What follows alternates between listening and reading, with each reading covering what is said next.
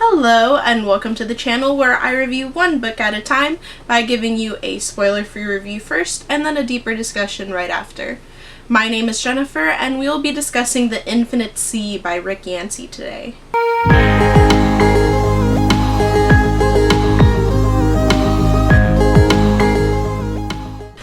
Book review. The Infinite Sea by Rick Yancey is book 2 in the Fifth Wave trilogy, and it picks up right where the Fifth Wave leaves off. Camp Haven has just exploded because of Evan Walker, but because of that, Evan's location is unknown. Sam, Cassie, and Ben are all holed up in a hotel along with the rest of Squad 53 in the hopes of maybe waiting for him. Unfortunately, the only person who actually wants to see if he will show up is Cassie.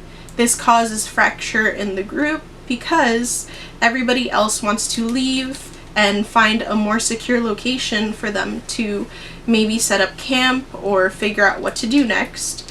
But Cassie wants to stay in the hotel and see if Evan will show up. So on top of these squabbles among the main characters is the overarching conflict or issue of why.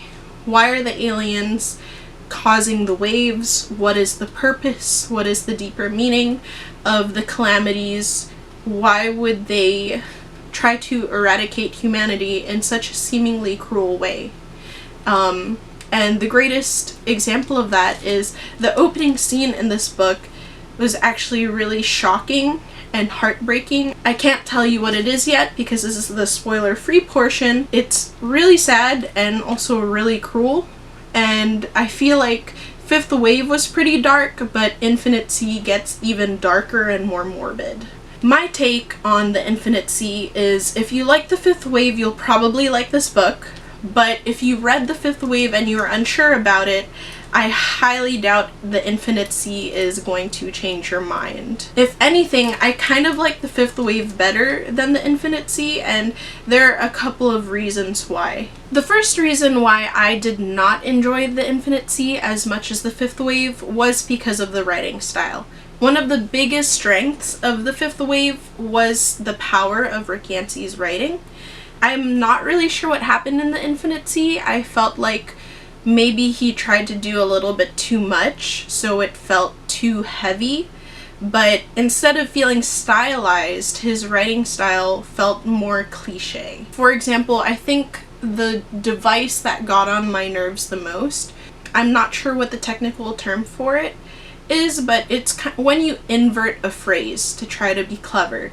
For example, if you go on my YouTube channel, in the About section, where I describe myself, I put this cute little phrase that says, I hope you like to read and read what you like.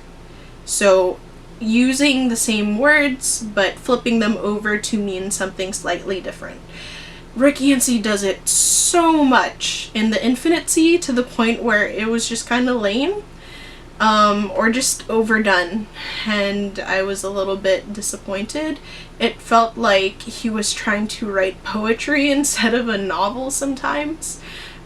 So what worked well in the Fifth Wave felt like a criticism for The Infinite Sea.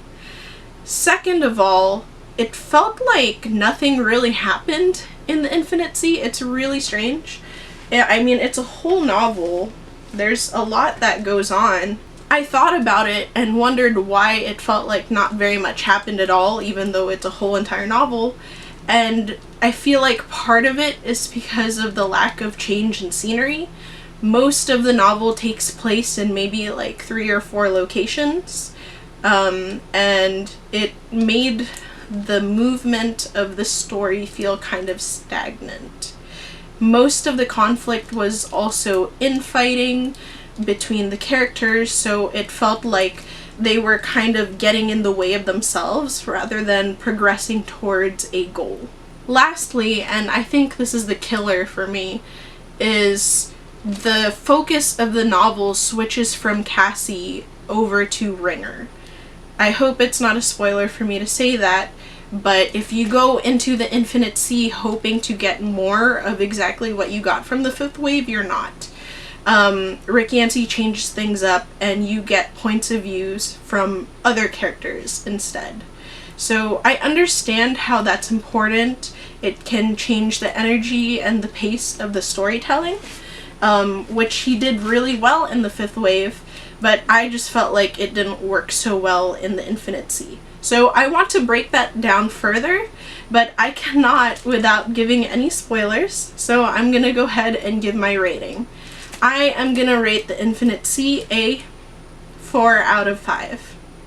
That wraps things up for the spoiler-free portion of this review. If you have not read the book yet or don't want any spoilers, please go ahead and click away now, come back when you have, and I will see you in the next video. Bye!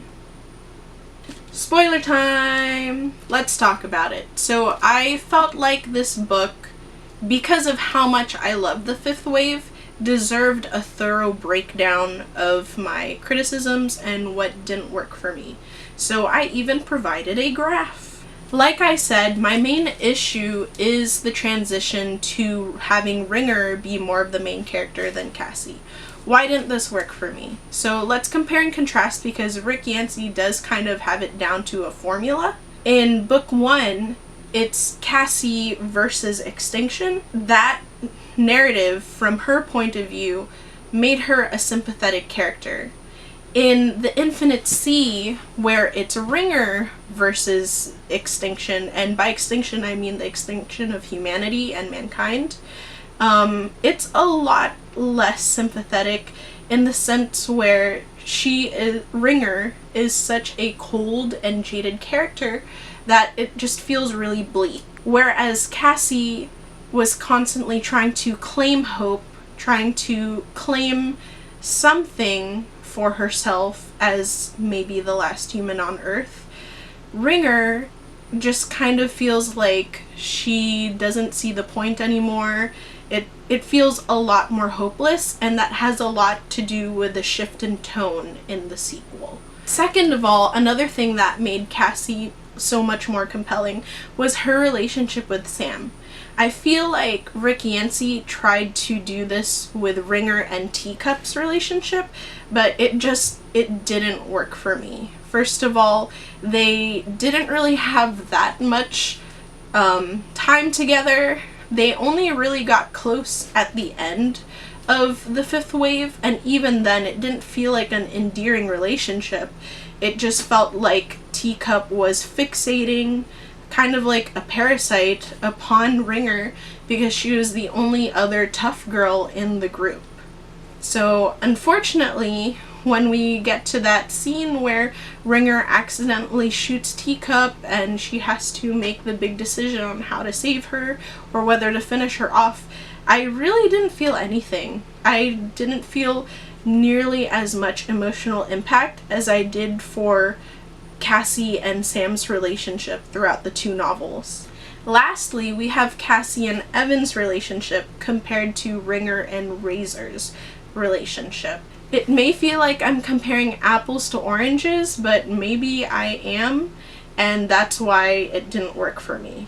With Ringer and Razor, you have Ringer, a soldier who's forced into alien surgery, and her main personality traits are being cold, jaded, guarded, and her daddy issues, while Razor is a brainwashed soldier and he falls in love with Ringer as his prisoner.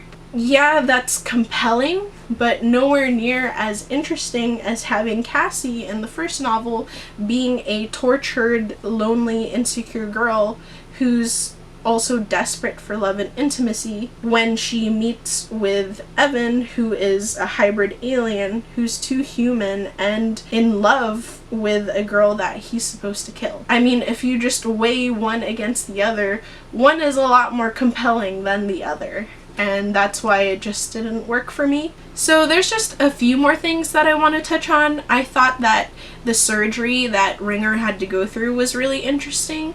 The 12th system and the different arrays that enhance the human body was definitely a cool sci-fi element addition to the novel, and it's also nice that it kind of fleshes out and explains the silencers a bit more and how they're different even though they are still in human bodies. I also want to discuss the main theme and the title a little bit.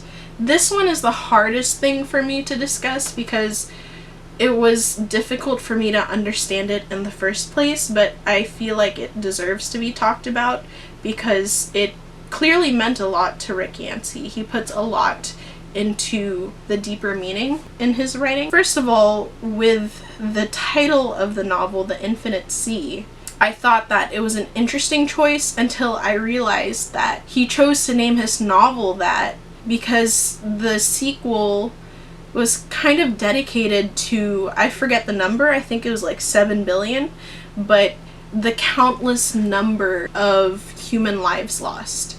That's the infinite sea. The countless lives lost that amount to an infinite sea of dead bodies, an infinite sea of carnage, of blood. It's really bleak, really gory, and really sad. So this is where we kind of see a downhill, in a sense, to the series. There are two main things that are constantly brought up in the Infinite Sea, and one is this dynamic between Vosh and Ringer, where Vosh is constantly trying to get Ringer to tell him what is the answer or what is the reason to the waves. And for whatever reason, Ringer is supposed to know or figure it out because she's so smart. And this is, again, why I don't really like her. She just feels like a plot device where it feels like Rick Yancey is asking us why. What's the reason? It's like, it's that really annoying situation where you have a teacher who's trying to procure an answer out of you as the student. But as a student, you're sitting there and you're like, I really don't know. I really don't know the answer. But the teacher keeps asking, what is it? Come on, you gotta know. But you don't know. So it was really annoying, and it just felt like Ringer was supposed to be that student who just knew the answer. One of the sections in the novel is called The Problem with the Rats. That is a recurring thing in the novel as well. Over time, you realize that it's not literally rats, it's the problem of humanity. The problem of humans being no better than rats to the well-being of the earth. So that's some pretty heavy stuff. I really want to discuss this further, but personally, I feel like I can't. I've reached my limitations as a first-time reader of this series. I feel like I need to read it again and like sit and think about it to really understand, which is cool. I mean, I do enjoy that kind of novel where it's not spoon-fed to you, you have to figure it out. Personally, as of making this video, I kind of understand but have not completely figured it out. So maybe someday I will. Anyways, thank you so much for watching. If you like the way I break down books, please consider liking and subscribing, and I will see you in the next video. Bye!